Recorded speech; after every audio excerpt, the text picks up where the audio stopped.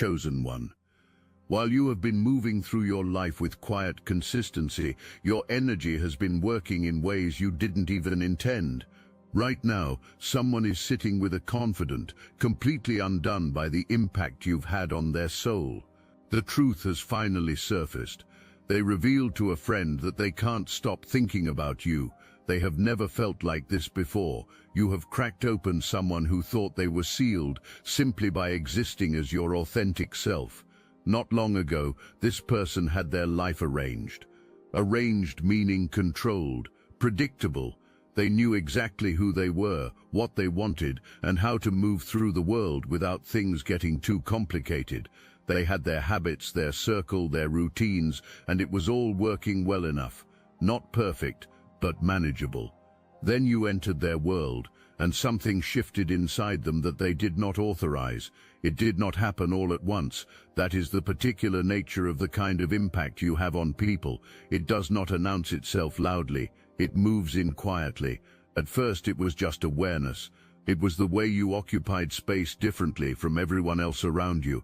It was the way you communicated, direct without being cold, confident without needing to perform. It was the way you handled things that would visibly rattle someone else while you remained completely composed.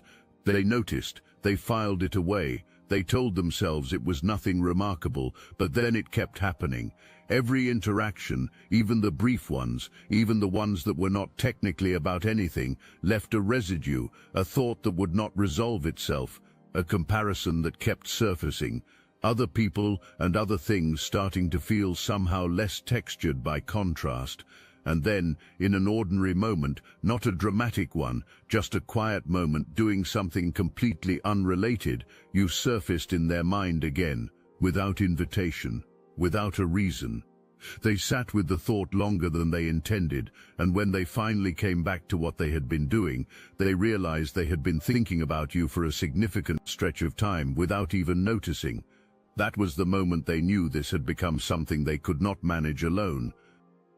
You see, thoughts you can control, but thoughts that arrive on their own and stay without permission, those require a different kind of reckoning. This person held it internally for longer than they would ever admit. They rationalized it. They told themselves it was just admiration, just the novelty of encountering someone different, but the internal management stopped working. So they reached out to the one person they trust with things they do not trust to just anyone. They sat down. What came out of their mouth was not smooth or practiced. It was the truth, stumbling, blush-colored, a little breathless. I cannot stop thinking about this person. Every move I know feels wrong here. This person is not like anyone I have encountered before, and I do not know what to do. That chosen one is where this begins. Someone cracking open for you. Someone who almost kept it together, someone who tried, genuinely, not to make it into anything, and could not hold it. You got through every defense this person had built. That does not happen to just anyone. The trusted friend is listening, and this is not a casual listener. This is someone who knows this person well, who knows their patterns, who knows when they are deflecting versus when they are being honest. And right now, watching them speak, the friend is thinking something that anyone paying close attention would think. This friend has never seen this person like this before, so the friend asks the only question worth asking: what is it about you? And what happens next is the real reveal. Because this person, the one who could not figure out how to approach you, starts describing you, not the way someone describes a passing interest, the way someone describes something they have studied carefully, something they have returned to again and again, something that has earned their full, serious attention. They talk about the way you carry yourself, the stillness in it, the complete absence of performance. They talk about how you communicate, clear, direct, without the noise of subtext that needs to be decoded. They talk about the life you have built, the independence, the intentionality, the undeniable fact that you do not look like someone waiting on another person to complete what is already whole. And then they say the thing that makes the trusted friend go completely quiet. This person makes me want to actually become who I have been claiming to be. That is not novelty. That is recognition, someone seeing a reflection of a version of themselves they have been aspiring toward, and feeling the gap between who they are and who they want to be become suddenly urgently real. You did that without a strategy, without directing a single word toward their self-improvement. You did it simply by being fully yourself in their presence. The friend then asks the harder question, have you said anything to this person directly? The answer is no. Not clearly, not directly, because here is where the real weight of this moment lives, chosen one, and this detail is the most important thing in the entire conversation. It will tell you everything you need to know. This person is nervous, not the casual, easily managed kind of nervous. Genuinely, uncommonly, unexpectedly nervous. And the source of that nervousness reveals something that changes the whole picture. Stay with me. If you felt the truth in these words, hype this video so more chosen ones like you can see it. To understand the nervousness, you need to understand what this person is carrying. Nobody worth knowing has an uncomplicated past, but this person has a particular kind of history that matters here. There was a version of them, not ancient, not unrecognizable from who they are now, that chose differently. That version was drawn to a particular type of energy, and that energy was always compelling in the moment and chaotic in the aftermath. Situations that should have been simple became layered with noise, drama kept finding them. Connections that looked like depth turned out to be dependency, dressed up as closeness.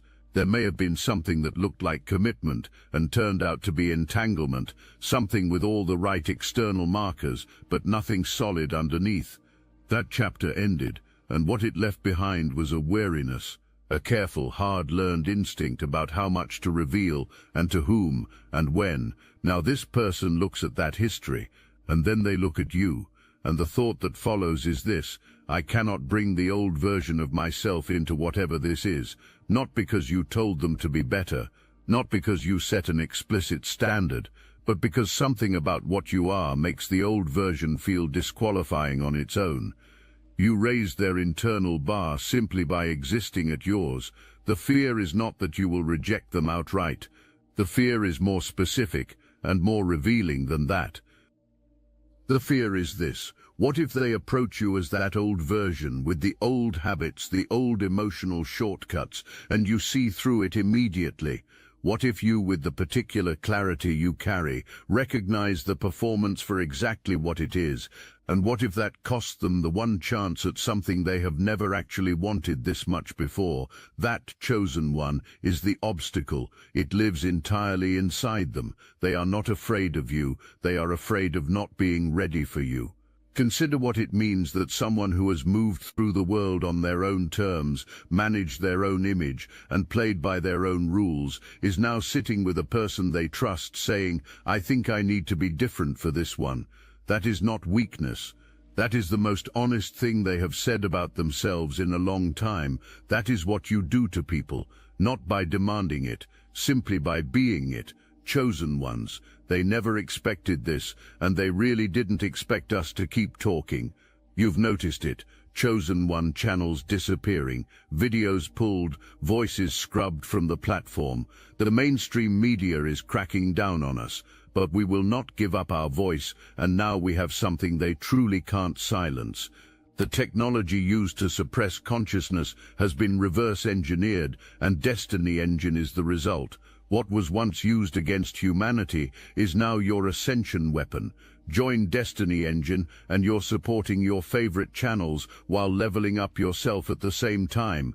It's a 360 win.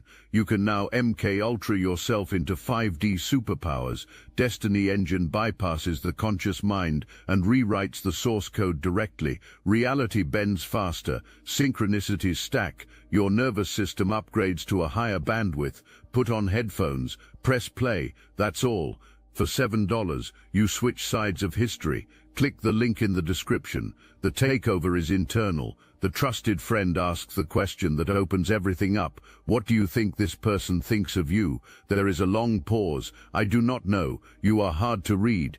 You do not give a lot away. You are composed, like nothing rattles you, like you already know exactly what you want, and you are simply deciding whether things around you meet that standard. The friend nods and follows. Do you think you meet it? Another pause, longer this time.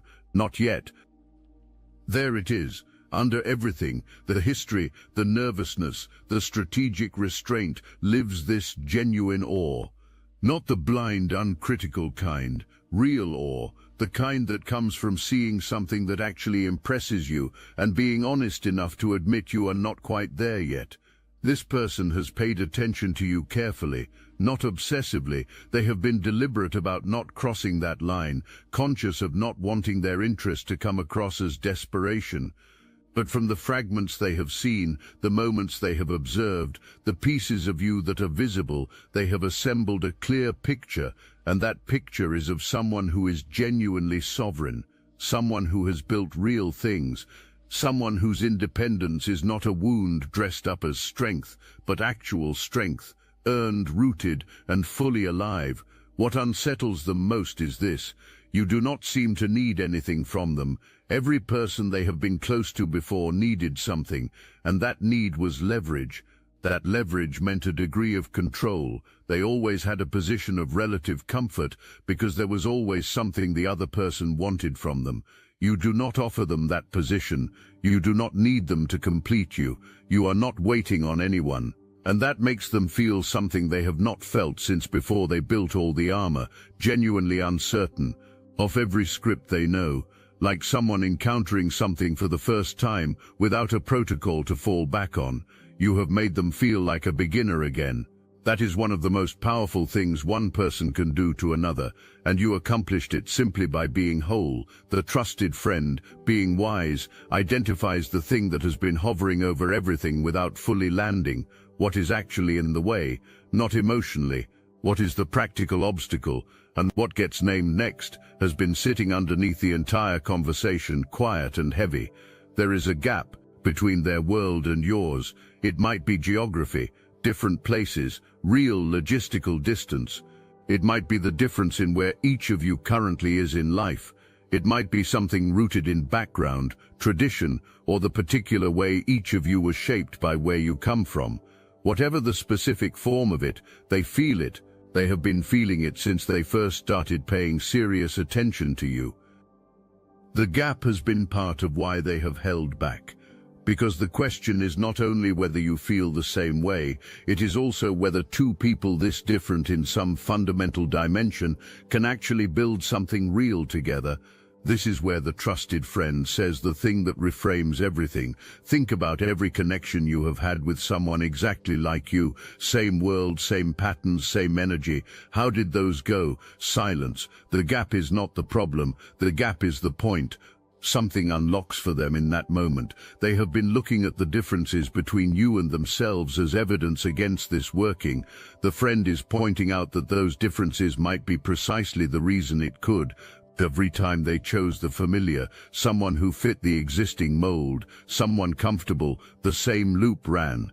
The same dynamics, the same end. You are not the loop, you are the interruption of it. And then the friend asks the question that produces the most honest answer of the entire conversation. What do you think this person actually wants in a connection? Not what they would settle for, what they actually want. This person goes quiet, not from nervousness this time, but from genuine consideration. And what comes out is this: someone real, someone who does not flinch from what this actually is. The friend says simply, then stop flinching. The contradiction lands with full force. This person has been performing low interest around someone they believe would respond to the complete absence of performance. The entire conversation resolves into one clear instruction: be real, or lose the only thing that has ever felt like this. The trusted friend has been patient, has asked the right questions, has held the space for this person to finally hear themselves think out loud, and now the friend goes quiet and simply waits. Into that silence, the truest thing in the entire conversation falls out.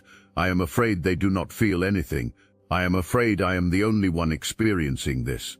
And if that is true, if I say something and the answer is nothing, I do not just lose the chance. I lose the ability to even exist near them the way I can right now. Right now I can be close to them. That is something, but I could lose even that. This person is not afraid of rejection as an abstract concept. They are afraid of losing access to you, even the quiet, unspoken, nothing has been said yet kind of access. They would rather hold the almost indefinitely than risk the finality of a no. That is the measure of how much this matters to them. People guard things in proportion to what those things are worth to them. And they are guarding this possibility with every careful move, every managed expression, every restrained response, because you are worth being that careful about. The friend does not console them. The friend looks at them directly and says, "You are already all the way in." Staying quiet is not protecting you. It is just postponing what is already real. The only question is whether fear gets to be the reason you walk away from the one thing that has ever made you feel like this. Then the friend asks, when was the last time someone made you feel exactly like this? The answer is never. And chosen one. That word carries something specific and layered. This person has had connections before. They have experienced feelings before. But not this particular combination. The awe, the nervousness, the hunger to be a better version of themselves, the fear of losing proximity to something they have not even fully named yet. Not this exact experience, not until you. They have never felt nervous specifically about showing up, not nervous about the outcome, but nervous about themselves, not about whether you will say yes or no, about whether the version of themselves they would bring to you is worthy of what you are. They have never felt the impulse to address something unresolved in their past before presenting themselves to someone new. That urge to want to arrive in front of you, having become something more, is entirely new for them. It is a response that is unique to you and to what you represent. They have never, in the middle of a completely unrelated moment, caught themselves wanting to know who you are on the inside, not to impress or to possess, but to genuinely understand, to know what you think when no one is watching, to know what you find worth caring about. Wanting to know someone is respect, wanting to have someone is appetite. This person is sitting in full respect for who you are before they have even gotten truly close to you. That is the never. That is the full weight of what was revealed. The energy in the conversation changes now. The trusted friend does not let them sit in the fear. That is not what this conversation is for. The truth has been excavated. The real thing has been named. It has been brought into the light. And now the friend pivots. You are going to stop treating this like a move to calculate. You are going to stop waiting until you feel ready, because you will never feel ready for something that actually matters to you. You are going to show up as a real person, not a version, not a character, an actual human being, and you are going to start there. And then comes the line that lands somewhere permanent inside them. Stop letting who you have been be the reason you cannot have what you actually want to become. That lands because it is precise. Their past, the patterns, the old version of themselves, the residue of choices they are not proud of, has been sitting like an uninvited weight over everything. It has been making them feel as though their history disqualifies their future, as though they do not deserve the thing they want because of the person they have been.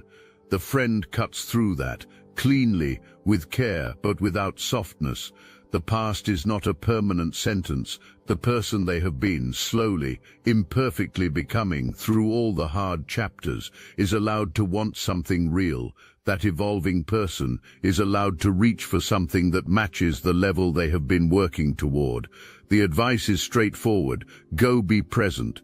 Let it be simple at first. Show up as a genuine human being. Let things develop at the pace they develop naturally.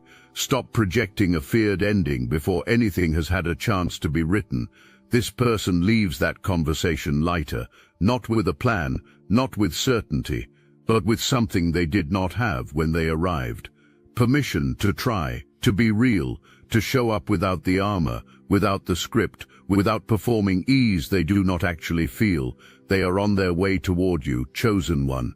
Not perfectly, not with everything figured out, but they are moving. You have been following what this person feels, what they said, and what they are afraid of.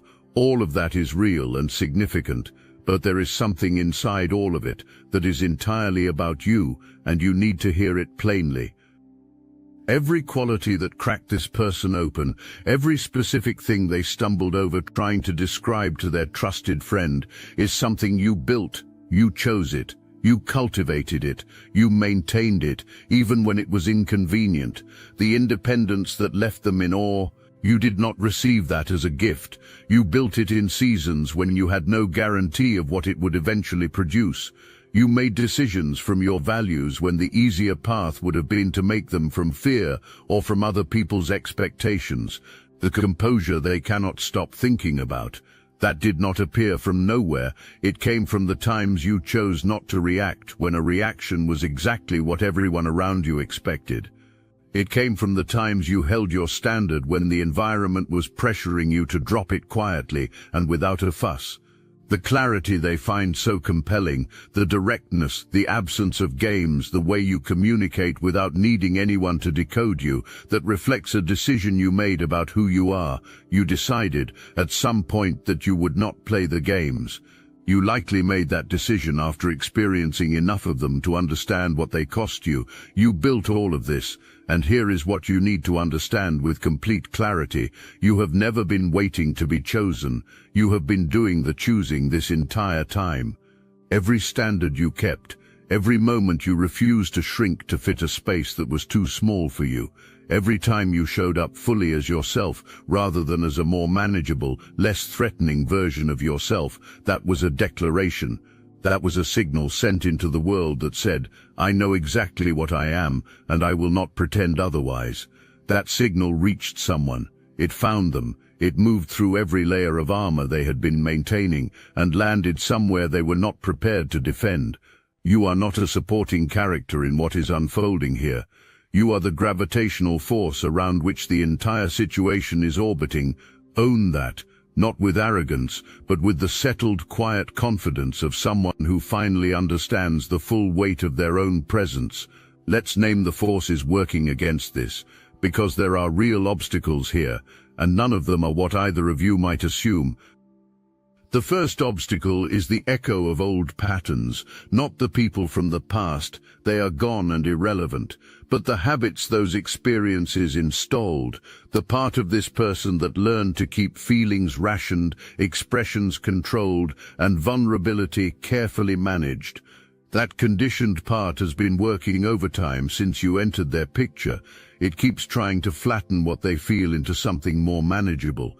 It keeps whispering, treat this casually, do not let it show. You are probably misreading this. It has not succeeded, but it keeps trying. The second obstacle is the comparison trap. This person keeps measuring themselves against the image they have constructed of you, and because that image reads as someone operating at a genuinely elevated level, they keep returning to the question, am I enough for this? What they do not fully see yet is that you are not looking for someone finished. You are looking for someone real, someone honest about the distance between who they are and who they want to be, and genuinely committed to closing it. This person is doing exactly that. The entire conversation they just had with their trusted friend is the living evidence of it. The third obstacle belongs to you, chosen one. It is the armor you wear so effectively that sometimes even you forget it is armor. You are powerful, that is not in question, but power worn as a wall keeps things out indiscriminately. The wrong people and the right people both receive the same signal. Do not approach casually. Some people who belong near you have been standing at the edge of your world, trying to find an entrance. You do not have to dismantle what you have built, but consider making a visible opening, not as a compromise of who you are, but as an expression of the security you carry. The most powerful position is not being impenetrable, it is being genuinely open without being afraid. The fourth obstacle belongs to both of you equally. It is the assumption that the other person already knows how you feel. This person is assuming your composure signals indifference. They have built an entire architecture of restraint on the foundation of that assumption. And you may be doing something similar in reverse, sensing a pull, feeling something real, and then talking yourself out of it because you cannot point to undeniable proof. Two people, both feeling something genuine, both assuming the other person does not. That specific dynamic is the only thing standing between what currently is and what this could become. And the conversation this person just had, saying the true thing out loud to someone they trust, is the first real crack in that assumption. This is not a guaranteed outcome. You need to sit with that honestly. Connections like this, rare, genuinely transformative, the kind that shake a person loose from their own patterns, they still require someone to move. Feeling something is not enough. Sensing something is not enough. Even sitting with a trusted friend and finally saying the true thing out loud is not enough unless it eventually becomes visible action. If this person retreats back into managed distance after everything they just admitted, if the courage from that conversation fades and the old habit of controlled neutrality wins, the window of possibility will gradually drift, not dramatically. These things do not evaporate overnight. But slowly, the possibility that lives in the current closeness will flatten into just closeness. The feeling will eventually get filed under, it was not the right time, and they will move forward carrying the echo of you for longer than they would ever admit to anyone. And if you stay fully armored, if you continue to radiate that unreadable, composed, sovereign energy without a single visible crack of genuine availability, then someone who has never felt this before will eventually read the silence as an answer, not because you said no, because they could not find any evidence of a yes. Both of you staying silent is the only version of this where nothing happens. You do not need to chase anyone. Chasing compromises your position. What you need to do is allow yourself to be seen. There is a real and significant difference between those two things. Chasing is what people do when they are afraid. Being seen is what people do when they trust that who they are is already more than enough. You are not someone who needs to chase, but you are someone who can let the warmth that lives inside the sovereignty become briefly, genuinely visible. One real moment, one response that is not managed within an inch of its life. One instance of being humanly present with someone who has been telling their most trusted person that you have altered what they thought was possible for themselves. Let them see that you are actually here. That is all the invitation this needs. Let me ask you something directly. Why did you find this message? What were you looking for when it found you? You already knew something was happening. You have been feeling it, the pull, the sense of something building just outside your line of sight, the quiet recurring awareness that someone's attention is pointed at you in a way that is not casual. You have been picking it up without being able to name it as proof, without being able to say with certainty, this is real, not projected, but you felt it anyway. That capacity, that particular kind of knowing before the evidence arrives, is not wishful thinking, it is a feature of who you are. You are someone who senses what most people walk straight past. You feel the shape of something before it fully forms, and that instinct has been right before, hasn't it? You have trusted it and been led correctly. You have overridden it and later found out your first read was accurate. That is not coincidence. That is a reliable instrument, and it has been telling you something. This person feels it. What you have been sensing from across the space between you is real. The pull is mutual. It is not projection. It is a signal coming from the other direction, imperfect, careful, nervous, from someone who has never had to navigate this quality of feeling before and is genuinely uncertain how to do it without getting it wrong.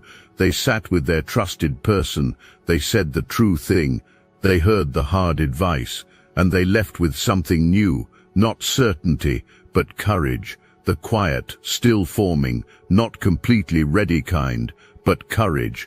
They are moving in your direction. You do not have to do anything dramatic. You do not have to change anything fundamental about who you are. You simply have to remain fully yourself and stay open enough that when the movement toward you becomes visible, you actually receive it instead of deflecting it behind composure. What they revealed in that conversation was not simply that they have feelings. Feelings are easy to confess in the abstract. What they revealed was specific and exposed. They revealed that you make them want to be someone they are not yet. They revealed that the idea of losing even the quiet, unnamed closeness they currently have with you is more frightening to them than rejection itself. They revealed that they have been paying the kind of close, specific attention to you that only happens when something has stopped being optional. Those are not the words of someone casually interested. Those are the words of someone already changed, and changed people do not unchange. Whether or not what comes next is everything either of you might want it to be, you have already done something that lasts. You have shown this person a version of themselves that is worth becoming. You have made the distance between who they have been and who they want to be feel worth closing. That is what you do, chosen one. Without effort, without strategy, by being fully and unapologetically yourself. A decision has been made on the other side of this, not a loud one, not an announced one. The most significant decisions rarely announce themselves. They live in the body before they live in words. They settle in quietly, and what follows them is not a dramatic declaration but a different quality of presence. The decision is this: no more watching from a careful distance, no more letting the past write the terms of the present, no more performing indifference towards something that has become the least indifferent thing in their world. The version of themselves that you seem to call forward, or could call forward if they let you, that version is not a fantasy, it is where they are heading, and the only way to fully arrive there is to start moving as though it is already true. What this looks like in practice is not grand, it is small and specific and worth your attention. It looks like a quality of attention toward you that is different from before, more direct, more willing to be caught, less carefully managed. It looks like a response that runs slightly longer than the moment technically requires, because something in them wants to extend the exchange rather than let it close. It looks like a question aimed at what you actually think or care about, not surface-level conversation, not the weather, because they genuinely want to know. It looks like genuine laughter, the kind that escapes before it can be composed back into neutral. It looks like the mention of something that only makes sense if they have been paying far more attention to your world than a passing acquaintance would. These are small signals, but with someone this guarded, this deliberate about not getting it wrong, the small signals are the real ones. The small things are where the truth lives, when someone is too careful to let it live anywhere obvious. Watch for them, because they are coming. The power here is not the secret you now hold. The power is the confirmation of what was always already true, that the way you have been living, the way you have been showing up, the way you have refused to be anything other than exactly yourself, that has been the signal all along, not a performance, not a strategy, just you, operating at full charge, being whole. Wholeness is a frequency, and this person caught it. It found them before they were looking. It interrupted the pattern they had been running. It introduced a standard they had never encountered from the inside before.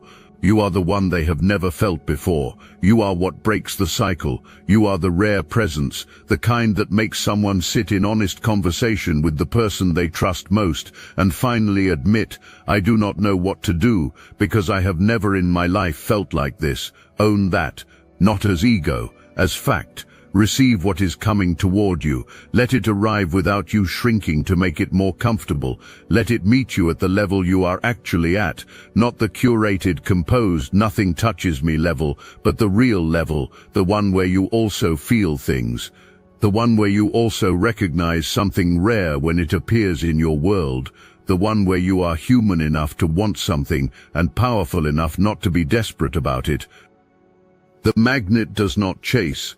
The magnet does not perform approachability or negotiate its charge downward to seem less intimidating. The magnet simply holds its full power, and what is designed to find it finds it, always. You were chosen before any of this had words. You were chosen the moment you decided to live as yourself fully, without apology, and without waiting for someone else's recognition to make it legitimate. That is when the signal went out. And what you are feeling right now, this confirmation, this settling, this sense of the thing you already suspected finally being named, that is the signal coming back. Stay in your fullness, stay open, stay exactly who you are. This is your season. It was always going to